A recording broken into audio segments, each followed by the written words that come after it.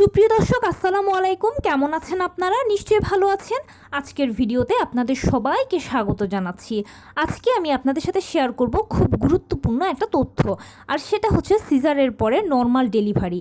সিজারের পরে যদি এই দুটো বিষয় ঠিক থাকে তাহলে ইনশাল্লাহ অবশ্যই আপনার নর্মাল ডেলিভারি হবে। চলুন জানাচ্ছি সেগুলো কি কি।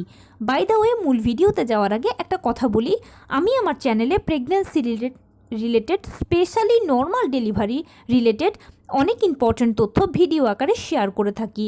এই তথ্যগুলো আমার পার্সোনাল এক্সপিরিয়েন্স ও আমার ডক্টরের সাজেশন থেকে নেওয়া। তাই আমার চ্যানেলটিকে যদি একবার আপনারা ভিজিট করেন তাহলে আপনারা আপনাদের প্রশ্নাতীত মনের অনেক প্রশ্নের উত্তর পেয়ে যেতে পারেন। আমন্ত্রণ জানাবো আমার চ্যানেলটিকে একবার ভিজিট করে দেখার। এবারে চলুন মূল আলোচনায় যাওয়া যাক। আমি শুরুতেই বলেছি আজকে আলোচনা করব সিজারের পরে এই দুটো বিষয় যদি ঠিক থাকে তাহলে ইনশাল্লাহ অবশ্যই আপনার নর্মাল ডেলিভারি হবেই হবে।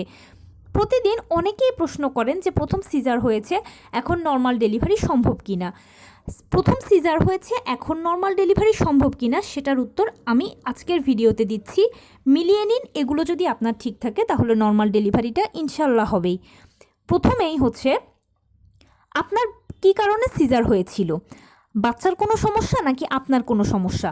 ধরুন আপনার যদি কোনো সমস্যা থাকে, যেমন আপনার ডায়াবেটিস বা হাই ব্লাড প্রেশার বা অন্য কোনো সমস্যা, জটিল রোগ, এই কারণে যদি সিজার হয়ে থাকে তাহলে কিন্তু এবারেও সিজার লাগবে, নর্মাল ডেলিভারি হবে না। কেননা আপনার রোগটা তো নিশ্চয়ই এখনও রয়েছে, তাই না? যদি আপনার সে অসুখটা বা রোগটা আপনার শরীর থেকে প্রপারলি চলে যায় তাহলে কিন্তু নর্মাল ডেলিভারির আশা আছে। আর যদি শরীরে রোগটা থেকেই যায় তাহলে কিন্তু নর্মাল ডেলিভারি হবে না, সিজারই লাগবে। বাচ্চার কি সমস্যার কারণে হয়েছিল? বাচ্চা কি ব্রিজ পজিশনে ছিল, লো লাইং প্লাসেন্টা ছিল, নাকি গলায় নাড়ি পেঁচানো ছিল, বা গর্ভের ভেতরে তার অন্য কোনো অসুবিধা ছিল? এই কারণে কি সিজার করাতে হয়েছে? এখনকার যে আপনার গর্ভের শিশু, ওর কি কোনো সমস্যা আছে? ওর যদি এই ধরনের কোনো সমস্যা না থাকে, ওর যদি পানি ঠিক থাকে, পজিশন ঠিক থাকে, প্লাসেন্টা ঠিক থাকে, ও যদি সুস্থ থাকে তাহলে আপনার নর্মাল ডেলিভারির আশা আপনি রাখতেই পারেন, নর্মাল ডেলিভারি হবেই। দ্বিতীয় গুরুত্বপূর্ণ আরেকটি কারণ হচ্ছে, যখন আপনার সিজার হয়েছিল তখন কিভাবে জরায়ু কাটা হয়েছিল? আড়াআড়িভাবে কাটা হয়েছিল?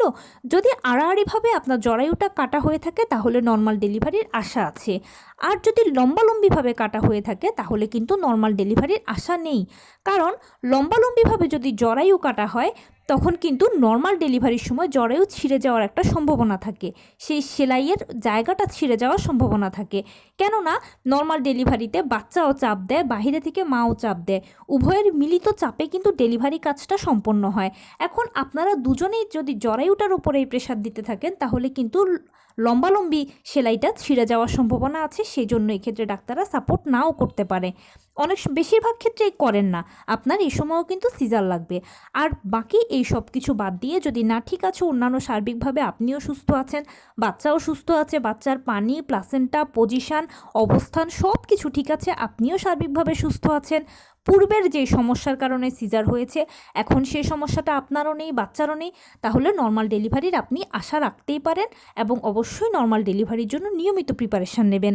কিভাবে প্রিপারেশান নেবেন, কি করবেন সেটা নিয়ে অজস্র ভিডিও চ্যানেলে আছে, একটু কষ্ট করে ভিজিট করে দেখবেন। তো এই ছিল আজকের ভিডিও। কেমন লাগলো বলুন? যদি ভালো লেগে থাকে ও হেল্পফুল হয়ে থাকে তাহলে প্লিজ লাইক, কমেন্ট, শেয়ার করতে একদম ভুলবেন না।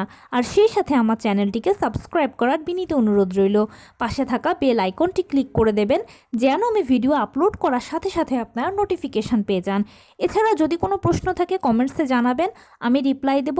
প্লাস যদি কোনো পরামর্শ থাকে যে কোন বিষয়ের উপরে ভিডিও বানালে আপনারা উপকৃত হবেন সেটাও জানাবেন, আমি আপনাদের পছন্দের সর্বোচ্চ প্রায়োরিটি দেব।